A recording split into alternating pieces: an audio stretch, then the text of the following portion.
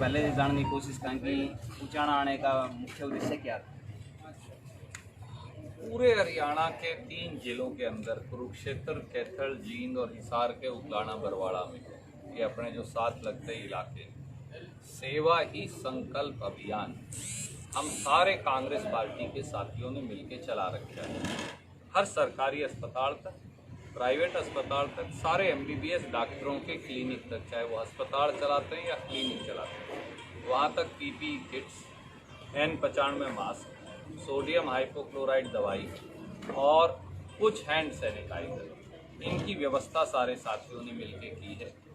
अब सारा जिला आज कवर हो गया, दोनों जिले परले भी कवर हो गए। अब बस केवल सफीदो बचा है। आज उचाणा कवर करके अब हम सफीदो जाएंगे और उसके साथ ही ये दूसरा चरण है इस सेवा का जो हम कर रहे हैं। इसके बाद पहले भी उचाणा में, नरवाना में, कैथल में, सफीदों में, जींद में, जुलाना में चार्ली टोर्नेडो मशीन से सोडियम हाइपोक्लोराइड का स्प्रे करवाया था। एक बार सब जगह करवा चुके।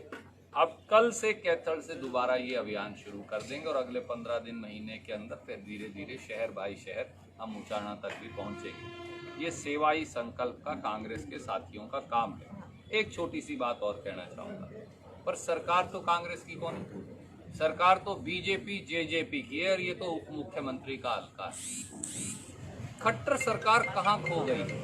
पीठ दिखा के कोरोना काल में हरियाणा के निवासियों को खट्टर सरकार भाग रही है। सच बात ये, हरियाणा में पर्चे लगे हुए हैं खट्टर सरकार की गुमशुदगी के। कांग्रेस कर रही सेवा और भाजपाई और जजपाई खा रहे सत्ता का मेवा।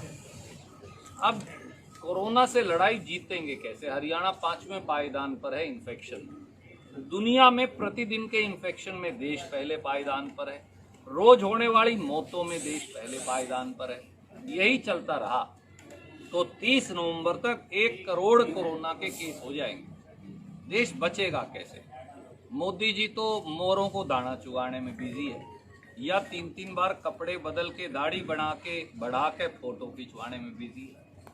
खट्टर साहब घर से बाहर ही नहीं निकलते। उनके अच्छे स्वास्थ्य की हम कामना करते हैं, पर अगर मुख्यमंत्री बीमार हो जाए और वो भी प्राइवेट अस्पताल में भर्ती हो जाए तो सरकारी अस्पतालों का क्या होगा? बीपीएस मेडिकल कॉलेज है, मुख्यमंत्री के हल्के में कल्पना चावला मेडिकल कॉलेज है, रोहतक मेडिकल कॉलेज है, फरीदाबाद में मेडिकल कॉलेज है, गुड़गांव में मेडिकल कॉलेज है।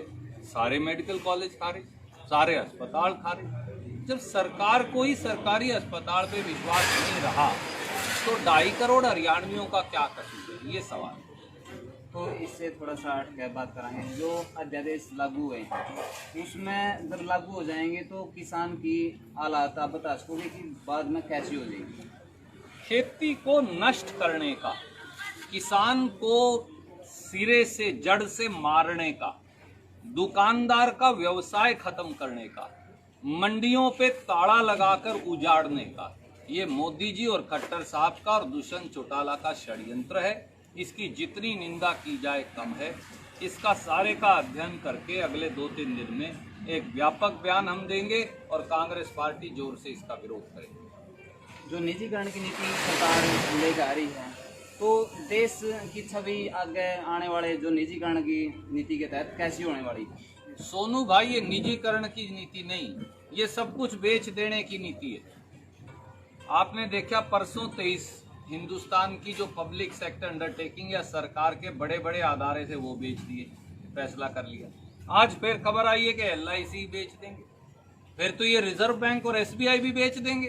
फिर बचेगा क्या इस देश के अंदर? मोदी जी ये कह के सत्ता में आए थे कि मैं देश नहीं बिकने दूंगा। हमें क्या पता, पूरे देश को अब पता चला, मतलब था देश में बिकने से बचने कुछ नहीं दूंगा। तो अब जो अलग अलग नीतियां आ रही हैं तो कांग्रेस पार्टी है उसका विरोध कर रही है। अगर भविष्य में कांग्रेस पार्टी सत्ता में आती है तो जो अभी लागू की नीतियां हैं, जो अभी लागू कर रही है, तो क्या उनको हटा दिया जाएगा? आदरणीय साथी, ये सारे सरकारी आधारे बनाए किसने थे? कांग्रेस ने बनाए। कांग्रेस ने 250 के करीब पूरे देश में सरकारी आधारे बनाए। पंडित जवाहरलाल नेहरू, जिसको हर रोज भाजपाई और मोदी जी पानी पी पी के कोसते हैं, वहां से लेकर सरदार मनमोहन सिंह तक ये सरकारी आधारे कांग्रेस के बनाए हुए। ताकि हिंदुस्तान स्वावलंबी हो, किसी फैक्ट्री वाले के आगे भी हाथ ना फैलाना पड़े। प्राइवेट फैक्ट्री भी आए, हम उनके खिलाफ नहीं हैं। प्राइवेट फैक्ट्री आएंगी, रोजगार पैदा होगा, पर ये तो ना प्राइवेट को छोड़ रहे ना सरकारी को छोड़ रहे। 2 या 3 लोग हैं, आपको भी पता, 2 बड़े उद्योगपति हैं, सारा हिंदुस्तान उनको गिरवी बेच दिया भारतीय जनता पार्टी ने और मोदी जी। अब मौका पे उपचुनाव है बड़ौदा का, तो कांग्रेस पार्टी कहाँ पे स्टैंड करती है? देखिए, वो तो कांग्रेस की ही सीट है, आप चेक करो, पिछले 3 बार से कांग्रेस लगातार वो सीट जीतती आ रही है। ये दुर्भाग्य है कि हमारे विधायक जी की मृत्यु हो गई, परंतु दोबारा भी कांग्रेस पार्टी वहाँ जीतेगी, इसमें कोई शक की बात है। तो आए दिन घोटाले सामने आने लग रहे हैं, शराब घोटाला है, रजिस्ट्री घोटाला है, तो सरकार कहीं ना कहीं अपने आप को एकांत में ले जाकर चुप रहने की कोशिश कर रही है, तो आप इसके ऊपर क्या प्रतिक्रिया है? एकांत में नहीं ले जा रहे, ये घोटालेबाजों के साथ खड़ी है सरकार, भाजपा जजपा सरकार। श्री मनोहर लाल खट्टर जी और दुष्यंत चौटाला जी प्रत्यक्ष या परोक्ष रूप से घोटालेबाजों का संरक्षण कर रहे हैं। ये नारा तो देकर आए थे 75 पार का, भाई अब तो है इंतजार कब होंगे घोटाले 75 पार। तो बहुत सारे